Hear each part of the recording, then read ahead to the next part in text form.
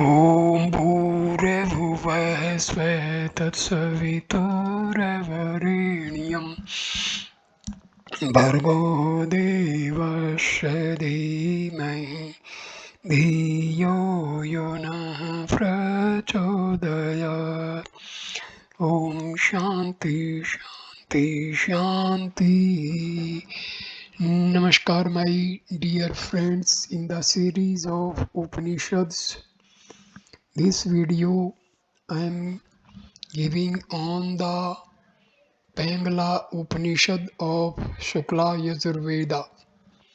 This is a general Upanishad or Samanya Upanishad, or generally known as minor Upanishad. It starts with chapter 1, Adhyaya 1.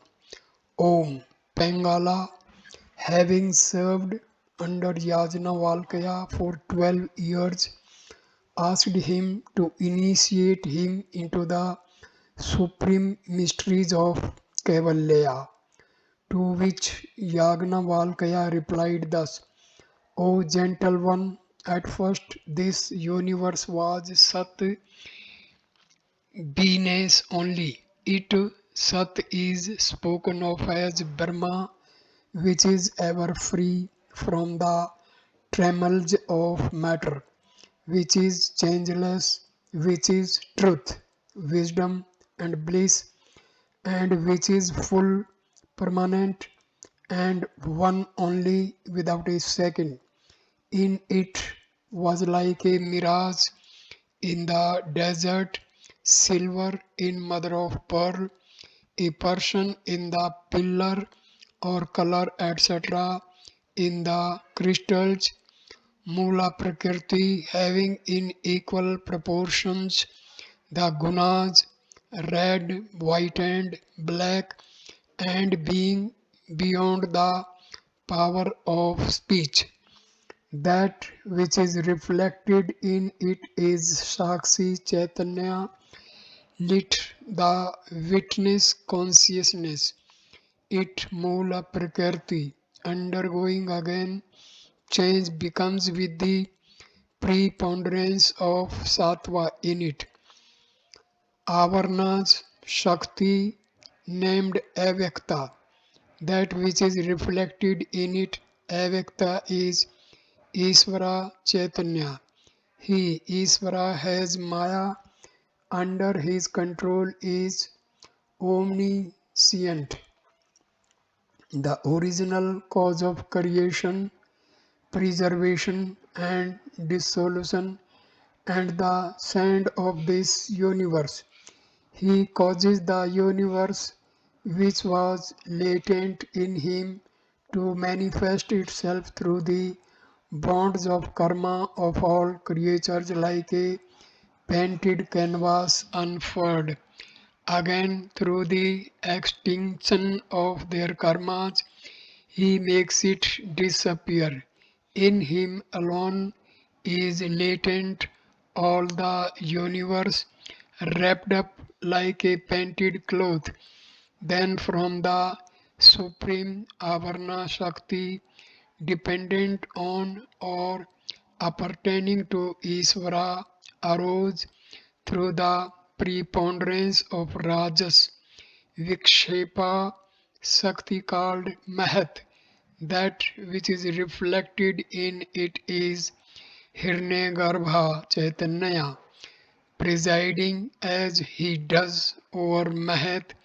He, Hiranyagarbha, has a body both manifested and unmanifested. From Vikshepa Shakti of Hiranyagarbha arose through the preponderance of Tamas the gross Shakti called Ahankara.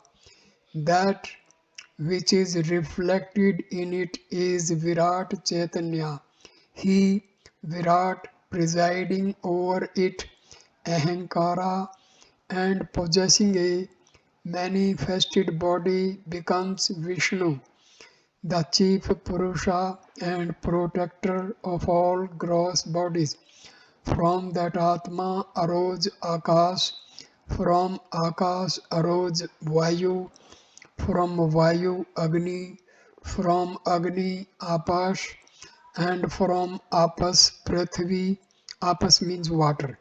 The five Tanmatras, rudimentary properties alone, are the gunas of the above five. That generating cause of the universe, Ishvara, wishing to create and having assumed Tamoguna, wanted to convert the elements which were subtle tanmatras into gross ones.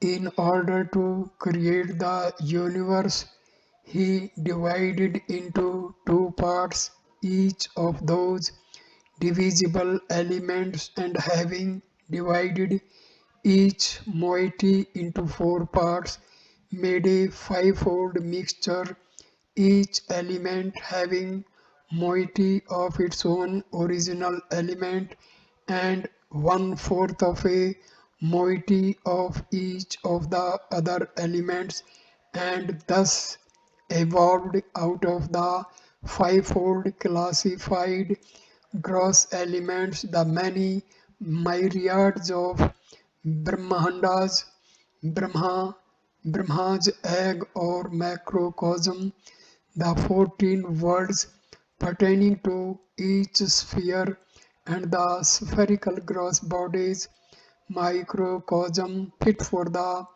respective worlds. Having divided the Rajas essence of the five elements into four parts, he out of three such parts created the five pranas having fivefold function. Again,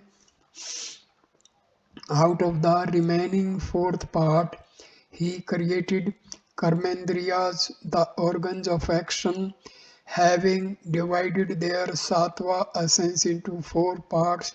He, out of three such parts, created the antahakarna, internal organ, having fivefold function.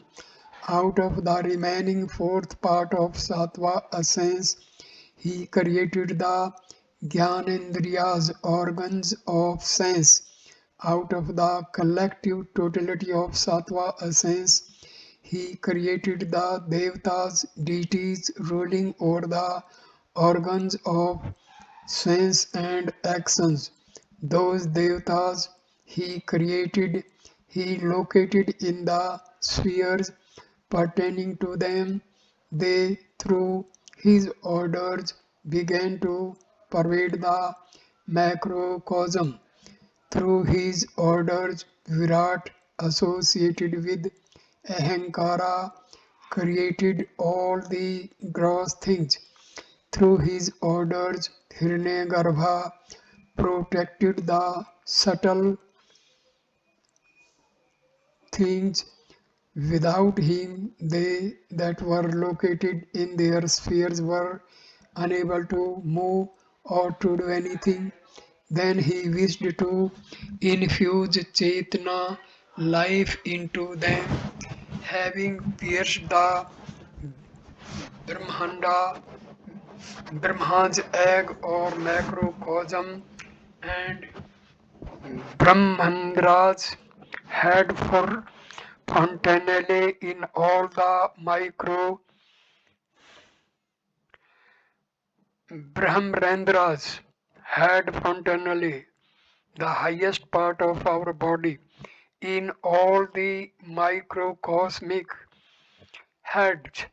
He entered within, though they were at first inert, they were then able to perform karmas like beings of intelligence. The omniscient Isvara entered the microcosmic bodies with a particle of Maya, and being deluded by that Maya, acquired the state of Jiva, identifying the three bodies with himself. He acquired the state of the actor and enjoyer associated with the attributes of the states of Jagrat, Swapna, Susupti, trance, and death, and being immersed in sorrow. He is whirled about and deluded like water lift or potter's wheel, as if subject to birth and death. Adhyay 2. Paingala again addressed Yajnavalkya thus: how did Isvara, who is the creator, preserver, and destroyer, and the Lord of all the worlds, acquire the state of Jiva? To which Yajnavalkya replied, I shall tell in detail the nature of Jiva and Isvara together with a description of the origin of the gross, subtle, and karna causal bodies. Hear attentively with one pointed mind. Isvara, having taken a small portion of the quint- quintuplicated Mahabhutas, the great elements, made in regular order the gross bodies, both collective and segregate, the skull, the skin, the intestines, bone, flesh, and nails are of the essence of Prithvi, blood, urine, saliva, sweat, and others are of the essence of apas, hunger, thirst, heat, delusion, and copulation are of the essence of agni, walking, lifting, breathing, and others are of the essence of vayu, passion, anger, etc. are of the essence of akash. The collection of these having touch and the rest is this gross body that is brought about by karma, that is the seat of egoism in youth and other states, and that is the abode of many sins. Then he created pranas out of the collective three parts of Rajas, essence of the fivefold divided elements. The modifications of prana are prana, apana, vyana, udana, and samana. Naga, Kurma, Karkara, Devadatta, and Dhananjaya are the auxiliary pranas. Of the first five, the heart, anus, navel, throat, and the whole body are respectively the seats.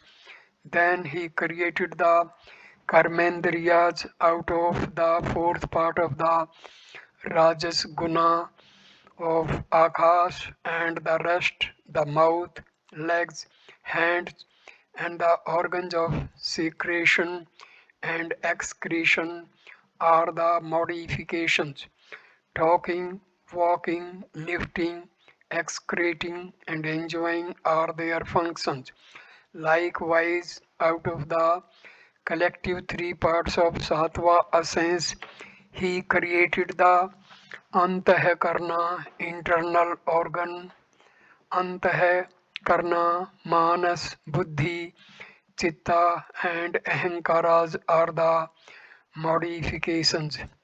Sankalpa, thought, certitude, memory, egoism, and Anusandhana, inquiry are their functions. Throat, face, navel, heart, and the middle of the brow are their seats. Out of the remaining fourth part of Sattva essence, he created the Gyanendriyas, organs of section, ear, skin, eyes, tongue, and nose are the modifications. Sound, touch, form, taste, and odor are their functions.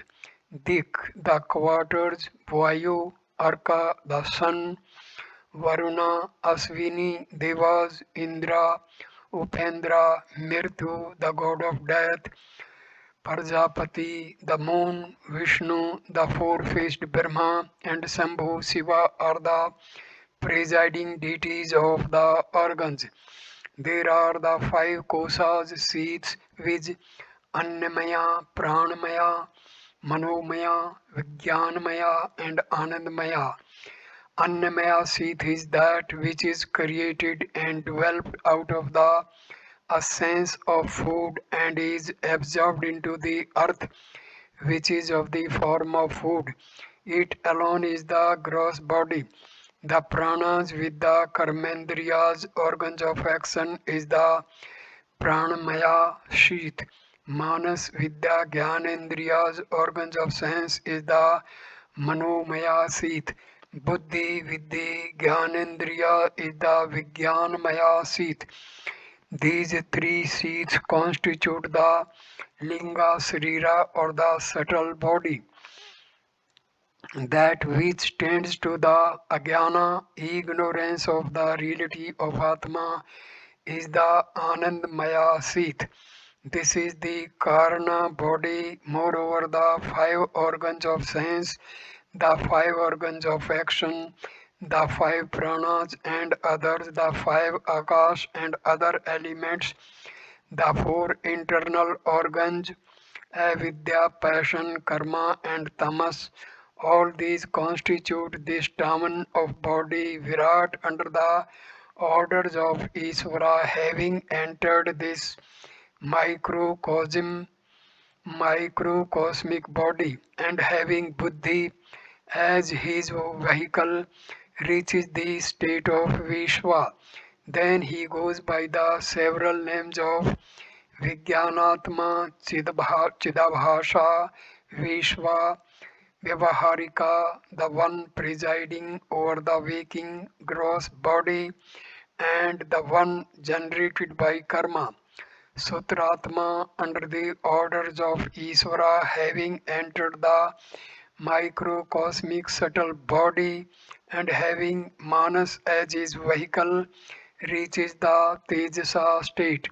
Then he goes by the names of Tejasa Pratibhashika and Swopan Kalpita, the one bred out of dream. Then, under the orders of Isvara, he who is coupled with Avyakta, the vehicle of Maya, having entered the microcosmic Karna body, reaches the state of Prajna. He goes then by the names of Prajna, Avichina, and Paramarthika and Susupti, Abhimani, the presider over Susupti. Such sacred sentences as Tathomasi, that art thou, and others speak of the identity with the Brahma of the Paramarthika Jiva, enveloped by Ajnana, which is but a small particle of Avyakta, but not Vyavaharika and the Pratibhashika Jivas. It is only that Chaitanya which is reflected in Antahakarna that attains the three states. When it assumes the three states of Jagrat, Swapna, and Susupti, it is like a water lift as if grieved, born, and dead. There are five avasthas: Jagrat, Swapna, Susupti, Murcha, trance, and death. Jagrat avastha is that in which there is the perception of objects of sound, etc. Through the grace of the Devata presiding over each of them, in it the Jiva being in the middle of the eyebrows and pervading the body from head to foot, becomes the agent of actions such as doing, hearing, and others. He becomes also the enjoyer of the fruits thereof, and such a person doing karma for the fruits thereof goes to other worlds and enjoys the same there, like an emperor tired of worldly acts in the waking state he strives to find the path to retire into his abode within. The Swapna Avastha is that in which, when the senses are at rest, there is the manifestation of the knower and the known, along with affinities of things enjoyed in the waking state. In this state, Visva alone, its actions in the waking state, having ceased, reaches the state of Tejasa of Tejas or effulgence, who moves in the middle of the nadis, knows, illuminates by his lustre the heterogeneity of this universe, which is of the form of affinities, and himself enjoys according to his wish. The Susupti Avastha is that in which the Chitta is sole organ at play. Just as a bird tired of roaming flies to its nest with its stomach filled, so the Jiva, being tired of the actions of the world, in the waking and dreaming states enters ajnana and enjoys bliss. Then trance is attained which resembles death and in which one with his collection of organs quells as it were through fear and ajnana, like one beaten unexpectedly by a hammer, club or any other weapon. The then death avastha is that which is other than the avasthas of Jagrat, Swapna, Susupti and trance, which produces fear in all jivas from Brahma down to small insects and which dissolves the gross body. The jiva that is surrounded by avidya and the subtle elements takes with it the organs of sense and action, their objects and pranas along with the karmic karmas and goes to another world, assuming another body through the ripening of the fruits of previous karmas. The jiva has no rest like an insect in a whirlpool. It is only after many births that the desire of emancipation arises in man through the ripening of good karma. Then, having resorted to a good guru and served under him for a long time, one out of many attains moksha free from bondage. Bondage is through non inquiry and moksha through inquiry. Therefore, there should always be inquiry into Atma. The reality should be ascertained through adhyaropa, illusory attribution, and apavad, withdrawal or recession of that idea. Therefore, there should be always inquiring into the universe, Jiva and Paramatma. Were the true nature of Jiva and the universe known, then there remains Brahma, which is non-different from Pratyagatma. Adhyaya number 3.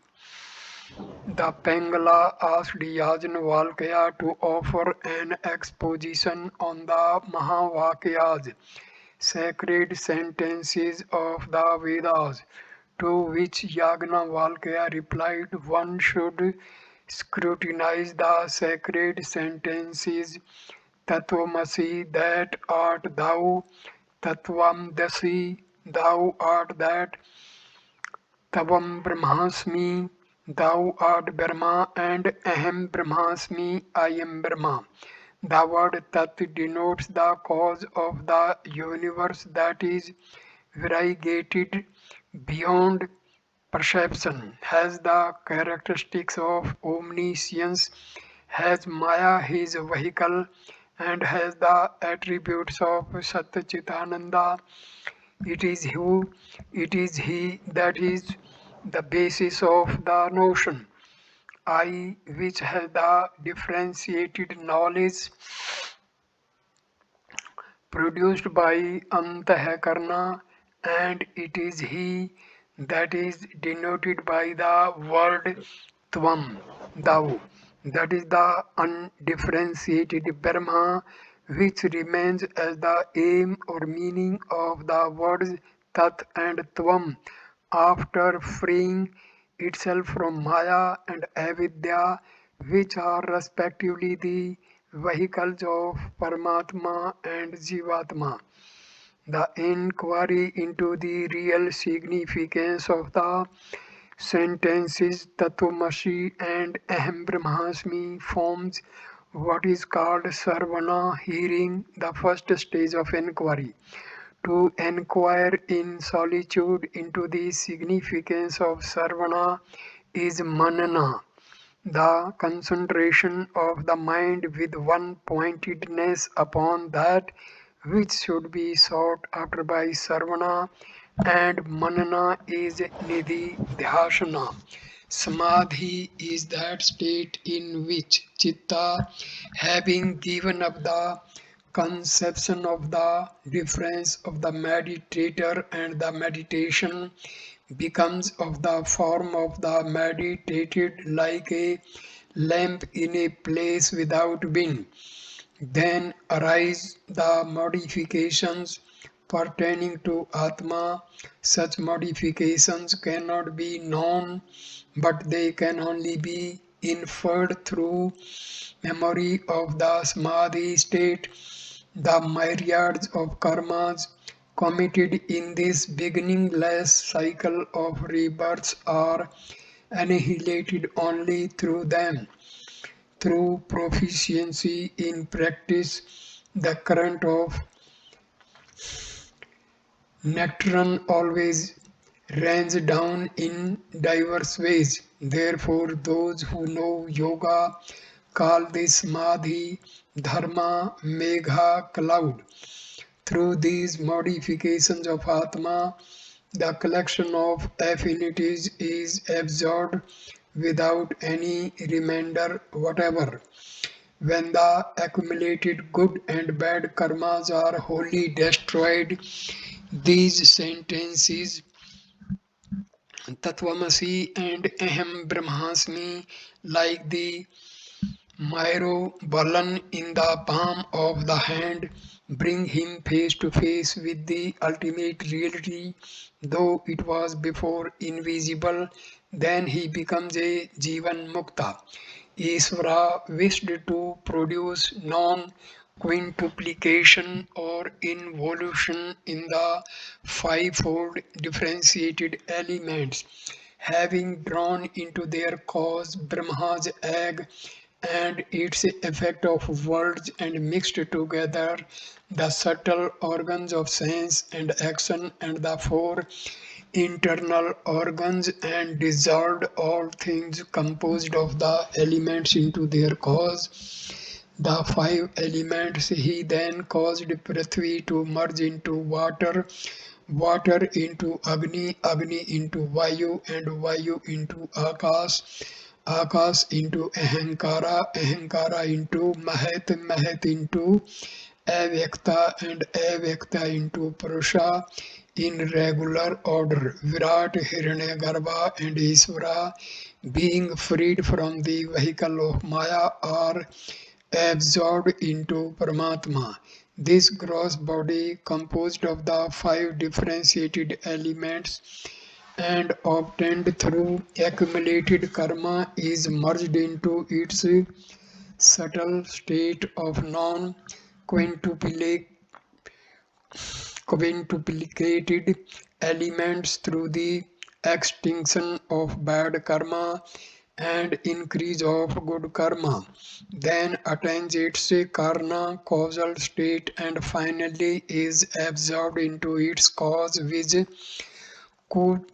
Kutastha, Pratyagatma, Vishwa and Tejasa and Prajna, their upadhi of avidya, having become extinct are absorbed in Pratyagatma. This sphere of universe being burnt up by fire of jnana is absorbed along with its cause into Paramatma. Therefore, a Brahmana should be careful and always meditate upon the identity of Tat and Tvam. Then Atma shines like the sun freed from the obscuration of the clouds. One should meditate upon Atma in the midst of the body like a lamp within a jar. Atma, the Kutastha, should be meditated upon as being of the size of a thumb, as being of the nature of the Jyoti's light without smoke, as being within illuminating all, and as being indestructible. That Muni says, who meditates upon Atma always until sleep or death comes upon him, passes into the state of Jivan Mukti, emancipation like the immovable state of the wind. Then there remains that one Brahma without sound, touch, free from destruction, without taste or odor, which is external, which is without beginning or end, which is beyond the tattva of Mahat, and which is permanent and without stain or disease. Adhyay 4, Chapter 4. Then Paingala addressed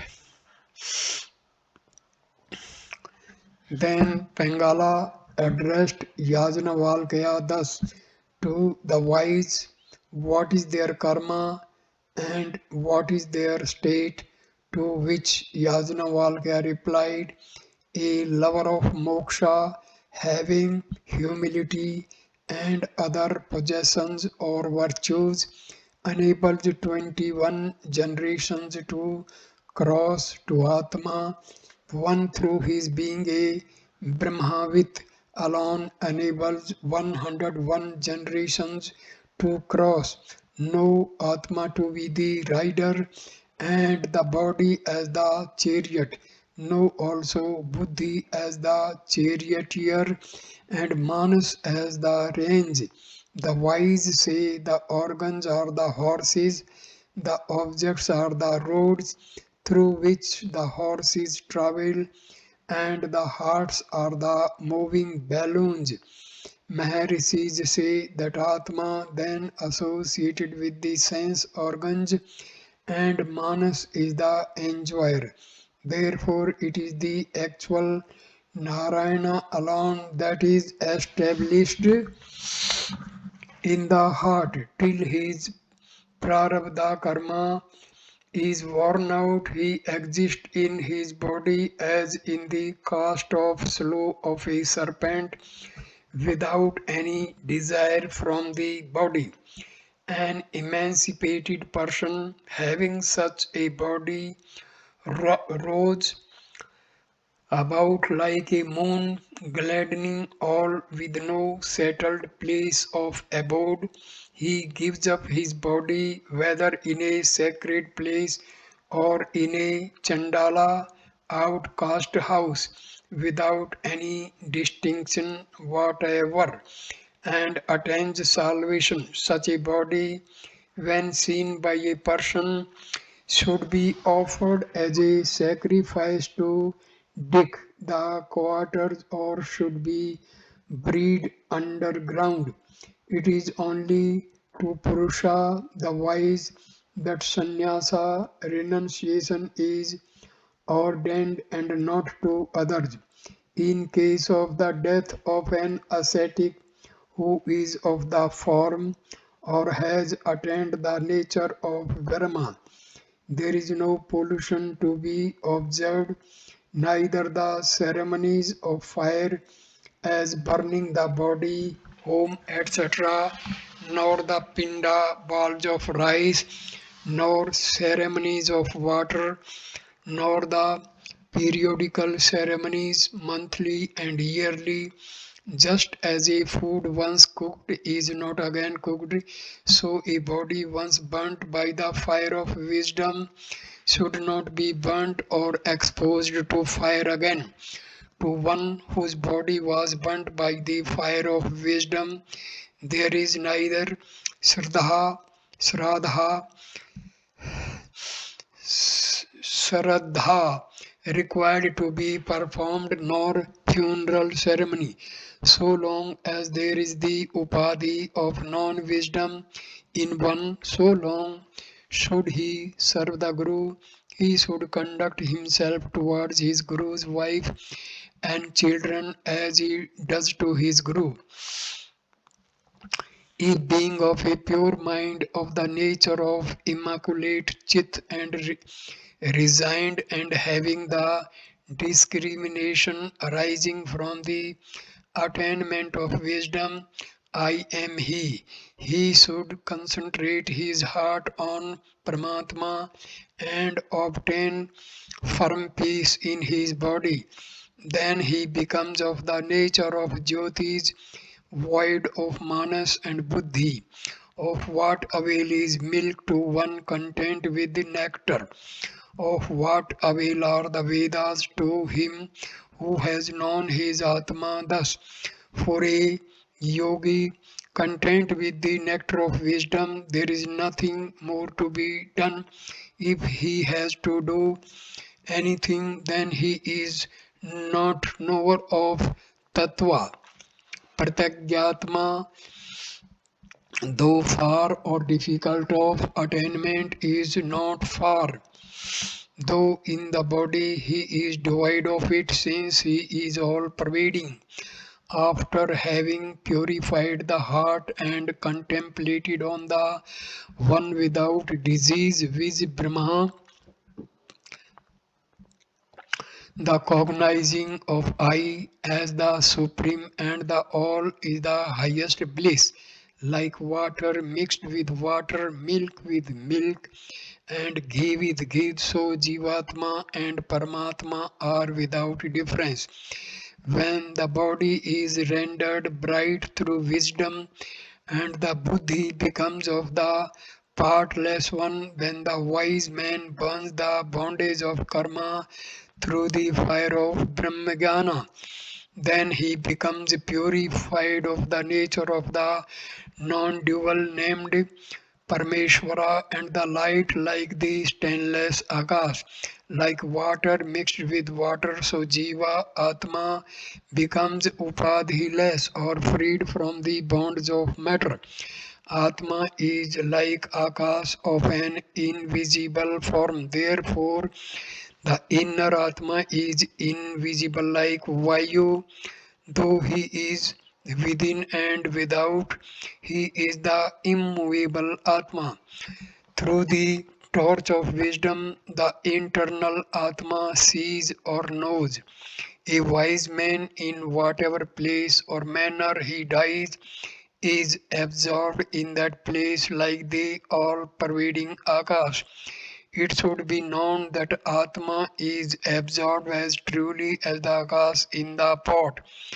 When broken, then he attains the all pervading wisdom light that is without spot.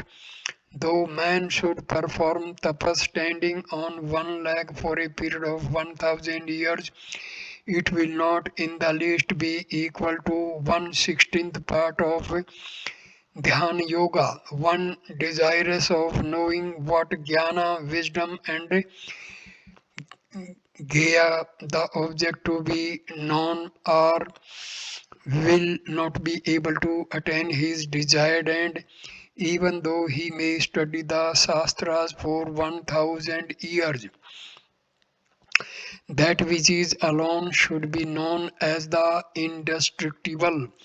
That which exists in this world is only impermanent. Therefore, after having given up the study of the many Shastras, one should worship that which is Satya, truth. The many karmas, purity of mind and heart, japa, the muttering of mantras, sacrifice and pilgrimages, all these should be observed till tattva is known. For Mahatma's noble souls to be always in the conception of I am Brahma conduces to their salvation. There are two causes that lead to bondage and emancipation. They are mine and not mine. through mind creatures are bound, whereas through not mind they are released from bondage.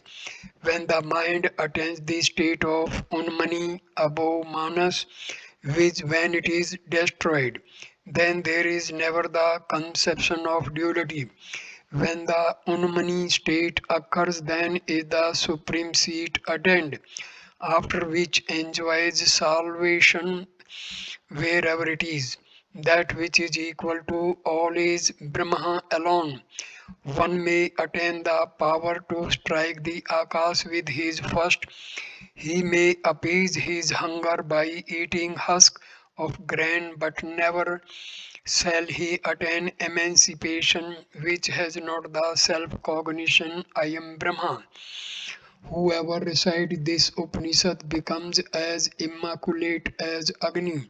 He becomes as pure as Brahma. He becomes as pure as Vayu. He becomes like one who has bathed in all the holy waters. He becomes like one who has studied all the Vedas. He becomes like one that has undergone all Vedic observances. He obtains the fruit of the recitation of Itihasa, Puranas, and Rudra mantras a lakh of times. He becomes like one that has pronounced Parnava Om 10,000 times. He purifies his ancestors 10 degrees removed and his descendants 10 degrees removed. He becomes purified of all those that sit with him for dinner.